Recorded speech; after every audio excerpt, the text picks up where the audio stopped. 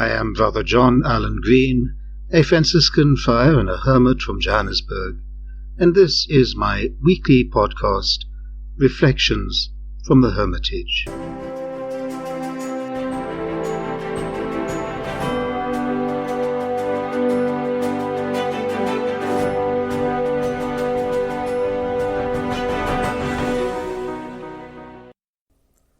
A few years ago, an elderly monk arrived in India after fleeing from prison in Tibet.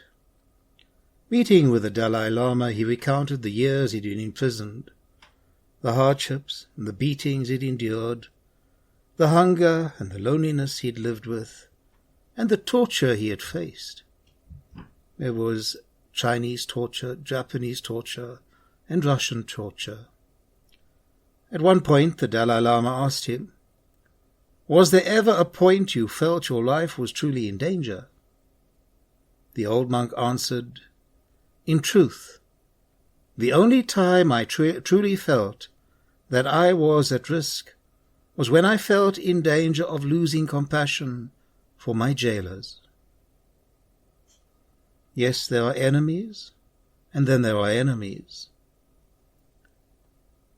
The Canaanites practiced demon worship, occult rites, child sacrifice, and even cannibalism.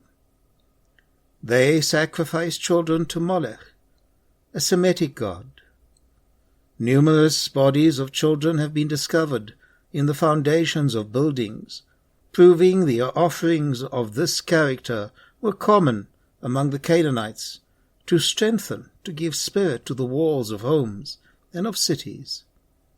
The priests of the Canaanites, to control the populace, claimed that the firstborn children were to be sacrificed in flames to their demon gods.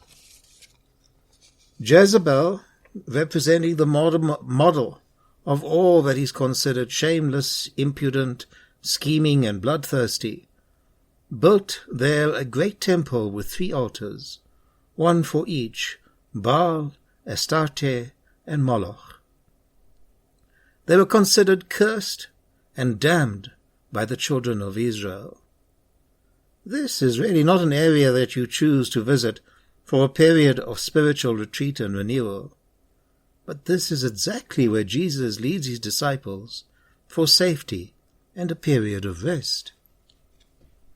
The Canaanite woman, a desperate mother, has heard of Jesus the healer and comes to intercede for her daughter, who is oppressed by a demon. She has obviously been bugging the disciples, who now turn to Jesus asking him, "Send her away." Jesus replies to the disciples about being sent to the lost sheep of Israel. But something somehow touches a nerve in the disciples.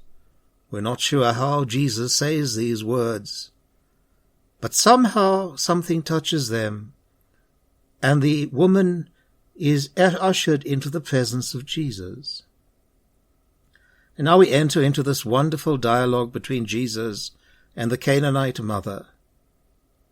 Jesus tells her that what she is asking for is something that is meant for somebody else, meant for another nation.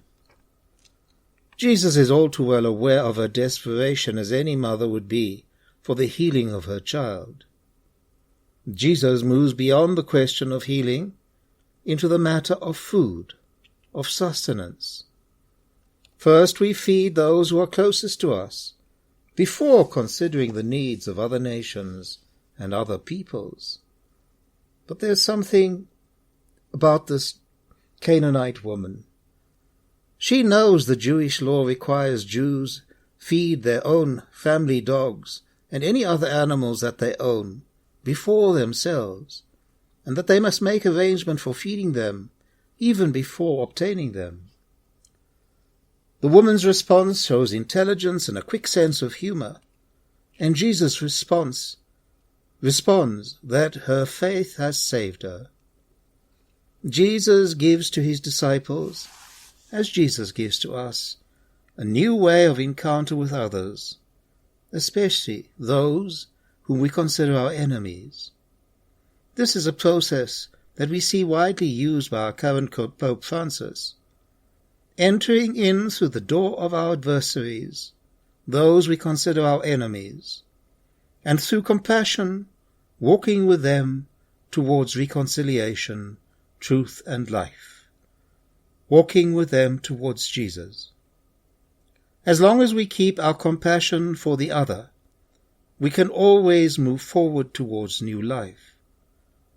This is a compassion that we need to find for the unclean, the oppressor, and also for our enemies. Any other way leads only to darkness and death, for both oppressed and oppressor. Jesus teaches us a new way. Perhaps we do not like it, and perhaps we may even find it offensive. But there is no other way to life, and life to the full. Yes, Jesus speaks to us today, here in South Africa, as we clamber for rights and justice, for recompensation, while at the same time tearing at the fabric of our society.